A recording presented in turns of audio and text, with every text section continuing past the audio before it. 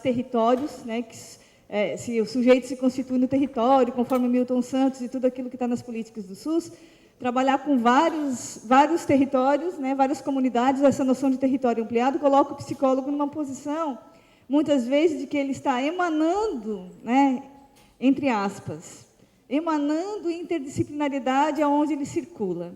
Então, quando a gente pergunta para os psicólogos como que percebem a interdisciplinaridade nas equipes multiprofissionais, geralmente dá-se a entender que essa interdisciplinaridade se dá pela uma espécie de contágio do nosso saber em saúde mental com o restante da equipe.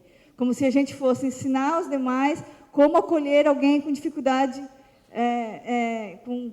quando alguém chora demais no posto de saúde, como é que o enfermeiro vai lidar, como é que o odontólogo vai lidar. Então, como é que ele vai lidar? Não é só a partir do que a gente vai ensinar. Então, acho que a primeira coisa que eu queria colocar essa interrogação é como a gente tem a aprender com os outros membros das equipes. Porque acho que a gente tem aprendido muito pouco com as outras áreas nesses diálogos. Acho que internamente na psicologia a gente já se modificou muito, a gente está vivendo uma revolução.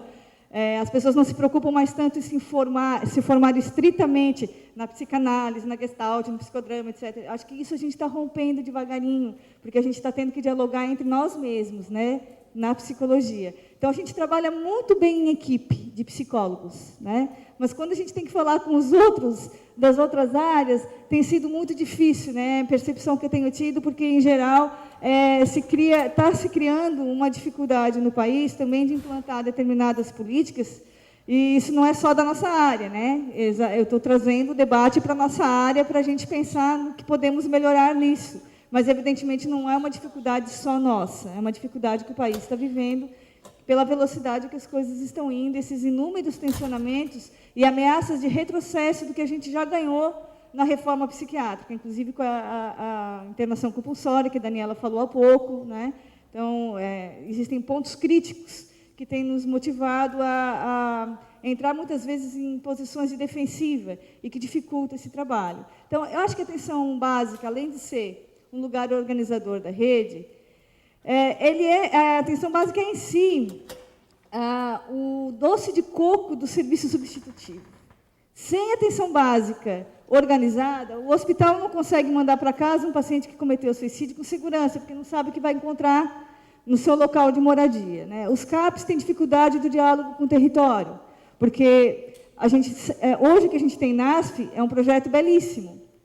Contudo, o que eu percebo é que NASF hoje é uma grande lacuna que tem deixado, a gente tem visto isso muitíssimo, é que o NASF é muito bonito se a gente tivesse organizado também, junto com o NASF, a inserção de acolhimento do sofrimento psíquico no território, lá embaixo, na ponta, para conseguir fazer atendimento domiciliar, para conseguir conhecer as famílias que moram lá, né, conseguir realmente acompanhar o paciente a longo prazo. Por exemplo, hoje, na nossa região de Florianópolis, a gente não tem psicoterapia, que é média complexidade, não é atenção básica, a gente não tem psicoterapia preconizada na rede fora do CAPS. E o CAPS, como o Felipe já falou, quando ele fica escasso, né, com uma enorme população ou uma noção de território ampliado, como é que a gente vai dar conta? A psicoterapia acaba ainda continuando, com toda a discussão que a gente faz das políticas públicas, ainda continua a ser um artigo de luxo.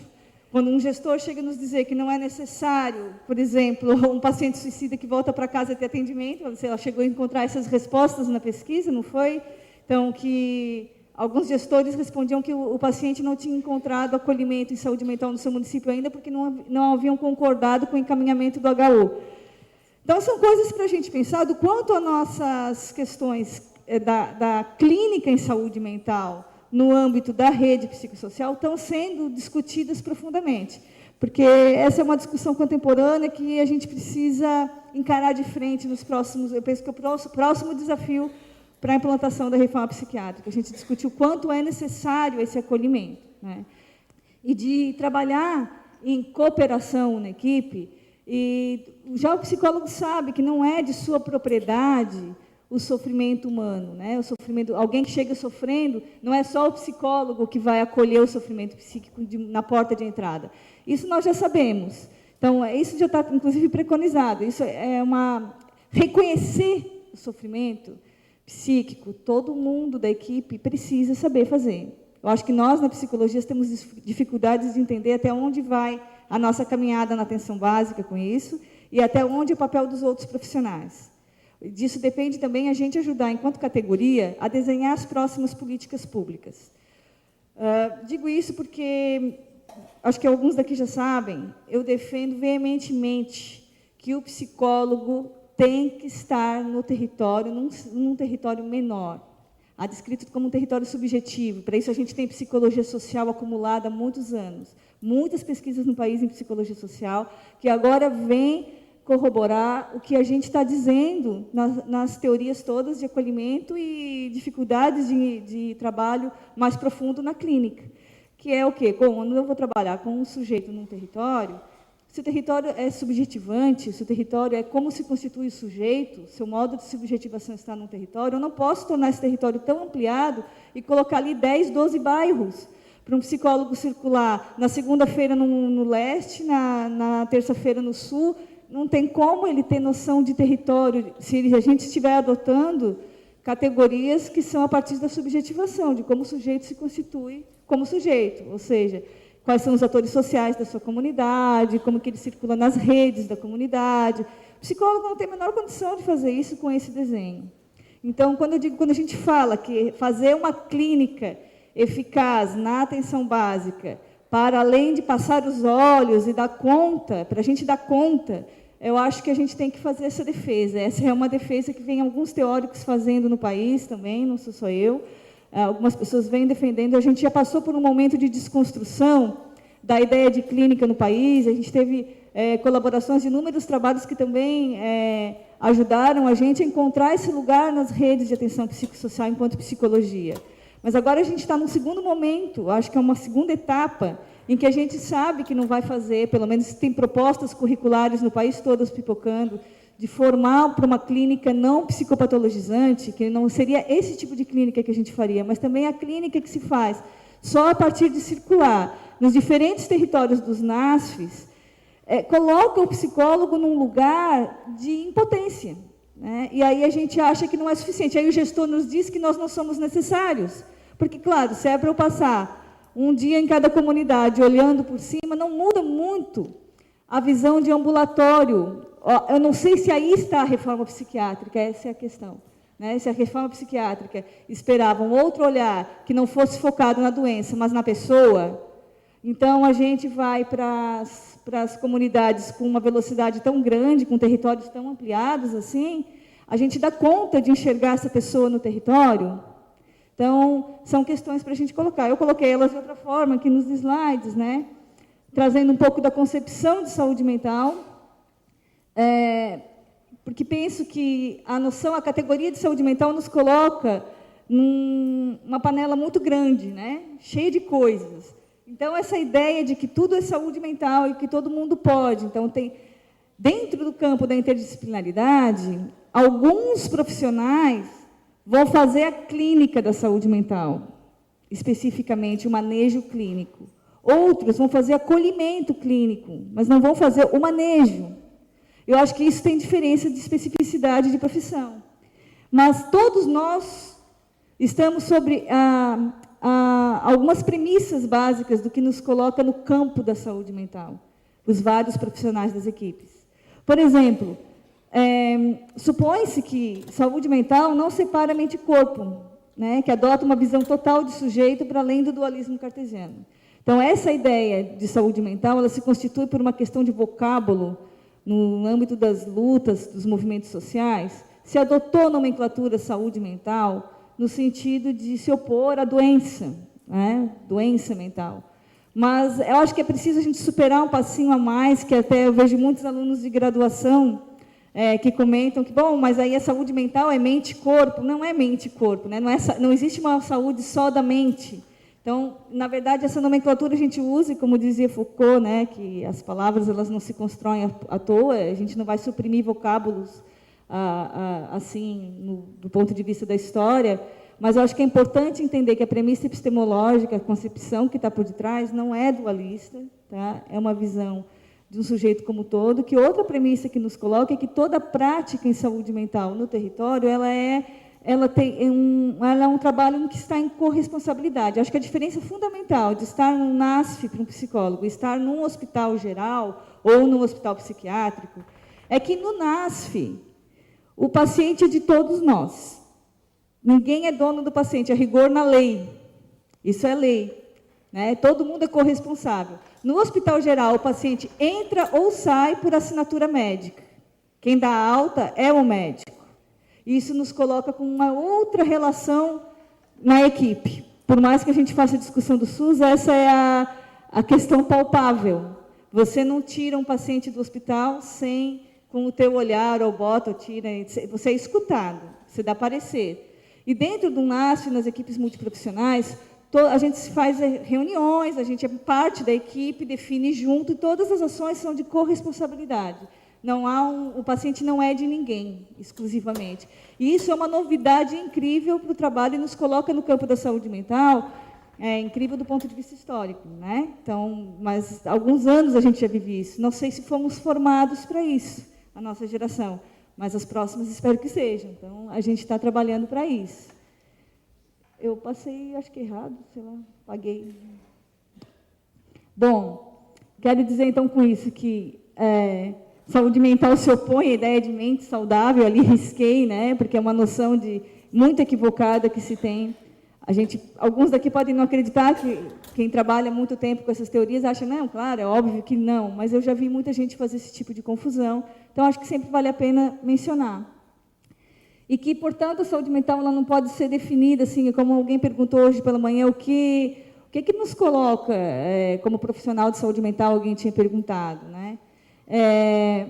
Bom, existem algumas variáveis, né, de ordem ideológica, política, social, cultural. A gente vai identificar que saúde mental aparece como uma intersecção nesses campos de atuação, de ações interdisciplinares e como campo de conhecimento, de pesquisa há muitos anos. Então, esses tensionamentos que os movimentos sociais ajudaram a confirmar, né, construiu uma categoria que, na verdade, não pode ser definida fechadinha. A saúde mental né, e quando a gente se coloca como profissional, acho que o psicólogo, em especial, por ter esse protagonismo tão forte na área de saúde mental, a gente é capaz de coordenar grupos, atender individual, atender família, né, é capaz de fazer, através da psicologia social, todo o outro lado, né, de conseguir olhar o território, atores sociais, dialogar com a escola, etc. E tal, a gente se acha muito potente e fica num lugar da política pública em que a gente está completamente impotente. Então, eu acho que é um trabalho extremamente angustiante, porque não dá espaço de ação para o psicólogo. O desenho que a política tem hoje é um espaço que ele seria complementar, estar no NASF do jeito que está, através do matriciamento, é necessário, é útil, é um trabalho com as equipes, ok. Mas hoje, este é o lugar do psicólogo na atenção básica. Né? Então, isso me preocupa muito para os próximos anos da implantação da reforma psiquiátrica, ainda mais nesse tensionamento que nós estamos vivendo atualmente. Eu acho que nós, psicólogos, temos que estar preparados para isso. Né? Então, essa proposta de atenção em saúde mental, que é fora do hospital, porque mudou de eixo com a reforma psiquiátrica, a ideia principal é de que o psicólogo... Opa, desculpa, esqueci meu tempo, já vou fechar. Tá? A ideia é que o psicólogo atuasse, então, com uma perspectiva fora dos hospitais. Só queria colocar de novo a questão, que nem sempre por estar fora do hospital, eu ia dizer que eu faço um trabalho belíssimo numa comunidade, porque eu trabalho no centro comunitário, trabalho não sei aonde. Isso não assegura que está fazendo algo no modelo da reforma psiquiátrica. Você pode estar com uma concepção de saúde mental que não está alterando o modelo hospitalocêntrico ou psicopatologizante, só porque está num local, um território físico moderninho, diferente, tal, que aparenta uma interdisciplinaridade. Você pode estar continuar colocando foco na doença e não na pessoa. E reforçar, na medida que os CAPs e NASPs continuarem atendendo casos leves, porque o sistema não dá conta, porque quando manda para casa não tem quem continue acolhendo e tal, a gente está reforçando o modelo hospitalocêntrico, que nos dá medo de manter a rede substitutiva, porque a gente acha que não vai dar conta do paciente. Então, isso não é casual, isso é político. E eu acho que a gente tem que encarar as duas vertentes, a política e a conceitual epistemológica, para a qual a gente faz pesquisa e trabalha, mas também para a qual a profissão tem que desenvolver seu trabalho na área. Né? Enfim, vou fechar, porque bateu meu tempo.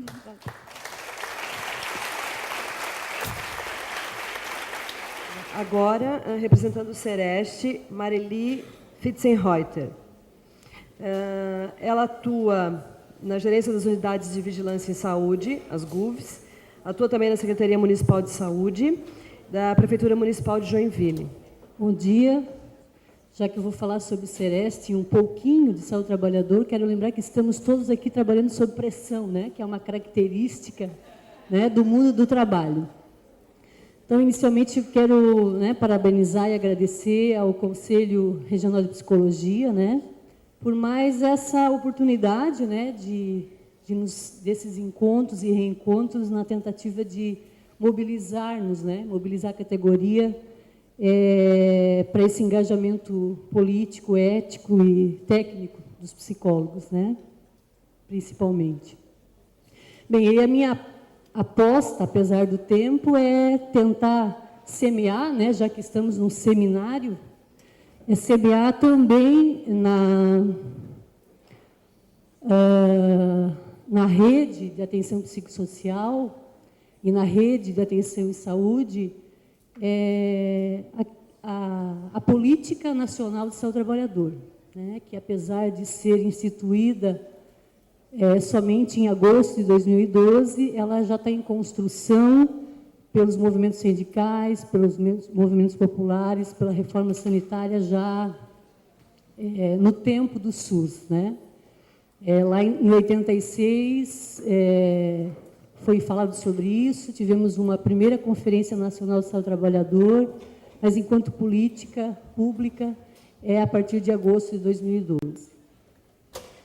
Bom, eu vou, né, me colocar aqui no desafio de falar a partir do Sereste, que é um dispositivo dessa rede nacional de atenção integral, né? Acho que a gente falou saúde mental, atenção psicossocial, acho que a gente precisa mudar o termo para saúde integral, né? Daí a gente não fica brigando entre mente e corpo, e em termos de definição. E é o que preconiza, né, a partir de 2006, o Pacto pela Saúde e, né, de Gestão, que seja essa rede de atenção integral. Então, o Sereste, em Santa Catarina, nós temos 6, né, Florianópolis, Chapecó, Criciúma, Lages e Joinville, Blumenau, e também o Sereste estadual, que coordena, né, que deve ser aí o suporte técnico para os Serestes de Santa Catarina. Eu falo aqui em nome, então, do Sereste de Joinville e do que, a partir de 2004, quando o Sereste de Joinville provê o cargo de psicólogo, né, junto com a equipe multiprofissional, o que a gente tem tentado desenvolver para cumprir as portarias da Renast, né, e as diretrizes do SUS. Os Serestes, historicamente, no país, eles foram se fazendo à margem do SUS, né, contrariando as diretrizes e os princípios do SUS. E aí, então, só a partir de 2006, já com, né, paralelo, movimentos vêm buscando essa integração, né, com a rede de atenção. Bom, então, para não me perder muito, né, na fala, Joinville ele é referência, né, para 16 municípios, contando Joinville, onde nós somos suporte técnico para que os profissionais da saúde, principalmente, possam desenvolver ações de saúde do trabalhador desde a atenção primária em saúde, né, que é a ordenadora dessa rede. Bom, aqui é o marco legal, né, desde a Constituição, as portarias que dão as diretrizes aí das ações, e nos seus códigos sanitários também municipais está previsto ação com ênfase na vigilância em saúde. Bom, essa saúde do trabalhador, né, essa ação definida, instituída pela Constituição e pela portaria, ela busca uma ação como o SUS como um todo, de promoção, né? A gente trabalha, a gente está inserido num modelo assistencial de doença no nosso país, né? Mas o SUS, na sua bela, né, criação, não é essa a proposta, né? É através de ações de vigilância epidemiológica, onde a gente conhece o território e sabe do que adoecem e morrem, né, as pessoas, especialmente os trabalhadores, que a gente vai poder trabalhar nos seus determinantes. Então, a partir da política instituída, os trabalhadores, quem são, né, para o SUS? Todos nós, né, homens e mulheres, independente da localização urbano-rural e de sua forma de inserção no mercado, formal ou informal. Para a Previdência, né, somente os segurados têm os benefícios previdenciários, né? Então, eles atendem ou eles cuidam de uma parcela aí, ou possibilitam os benefícios aos ditos segurados, né? E aí, com a portaria, se amplia a visão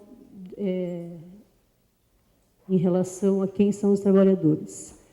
Bom, e aí também todo mundo já está careca de saber que a saúde não é um estado de nirvana, né? Como ontem o Marcos Vinícius brincou com a gente, né?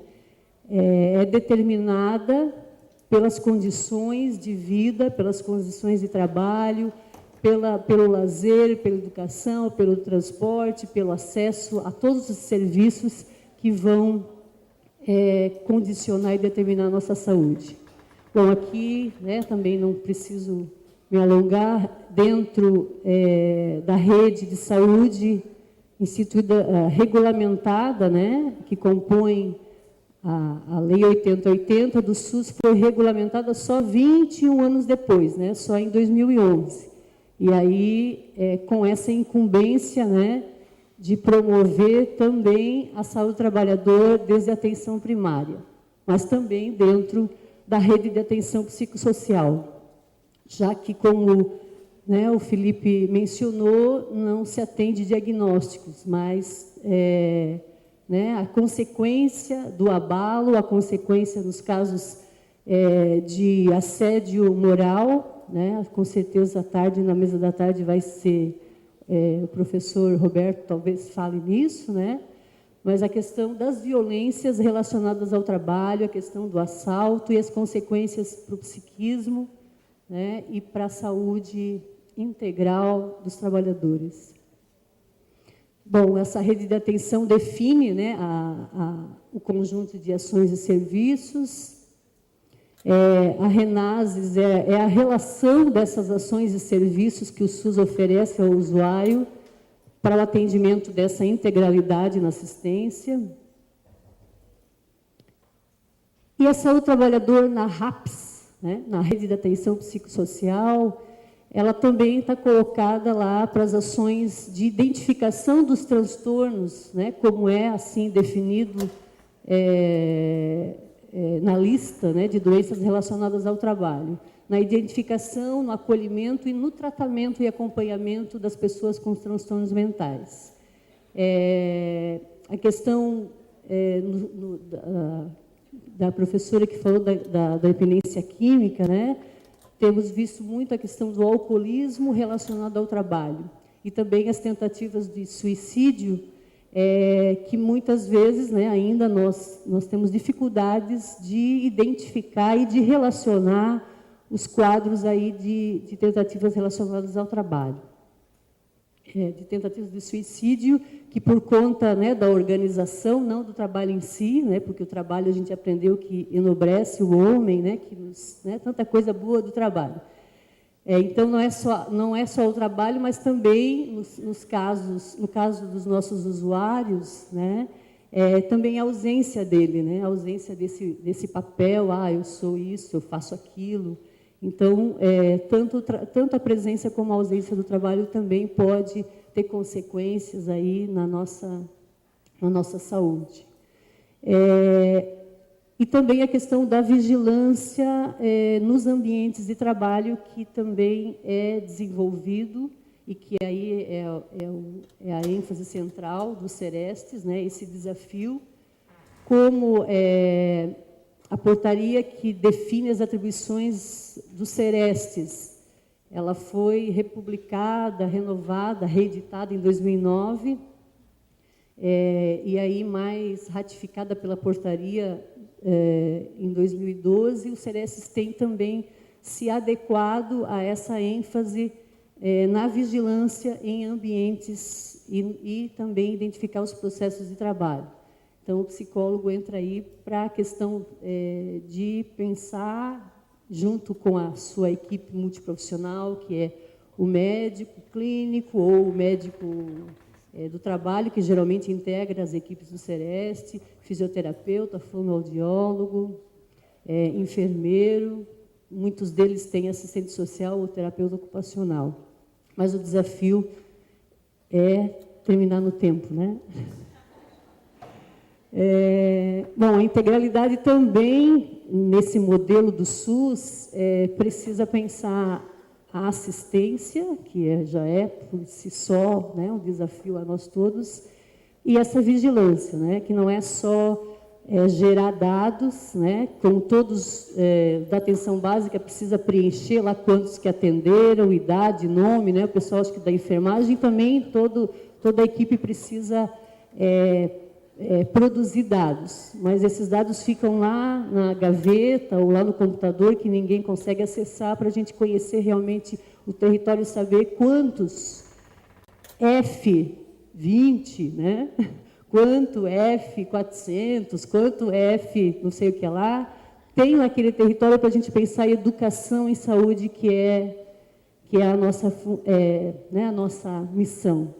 É só lembrar que a questão da interlocução entre a saúde trabalhadora e a saúde mental, ela foi uma deliberação na 4ª Conferência Nacional, né, de Saúde Mental Intersetorial, né, de 2010.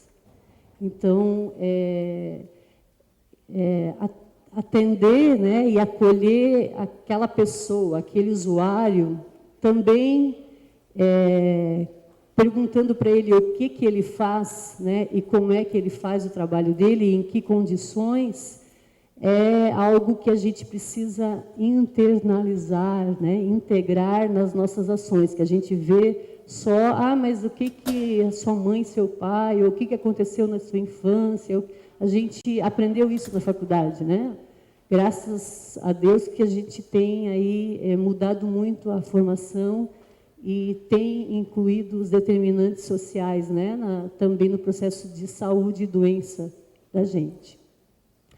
Bom, acho que o Sereste, na Rede Nacional de Atenção Integral, ele desempenha a função de suporte técnico, de educação permanente, isso é o que a portaria prevê, e que, através do matriciamento, esse ano Joinville tem se aproximado da atenção básica para ajudar pensar junto com os profissionais da atenção básica essa questão do sofrimento, não só o sofrimento psíquico, né, mas as doenças todas, e aí a campeã delas são os acidentes, né, e as mortes relacionadas ao trabalho, mas também as doenças osteomusculares. Quem aqui não tem dor nas costas? Né? E aí, muitas vezes, em função das nossas condições ou falta de condições no trabalho, que podem estar desencadeando, né, ou agravando essa situação. Bom, e além dessa educação permanente em relação aos trabalhadores do SUS, é o desenvolvimento de projetos estratégicos por ramo de atividade. Joinville tem desenvolvido algumas ações na área rural, né, na questão dos agrotóxicos e quanto isso, o uso incorreto ou a não possibilidade de uso de equipamento de proteção. E a gente sabe que o agrotóxico é um depressor do sistema nervoso central e muitos casos de suicídio. Então, às vezes, a gente acha lá naquela área rural mulheres, né, crianças que não aprendem na escola, que têm todas as IAs possíveis, ou OSES, né? A gente não faz essa leitura do ambiente, né? Do que aquele território lá tem a ver com o meio ambiente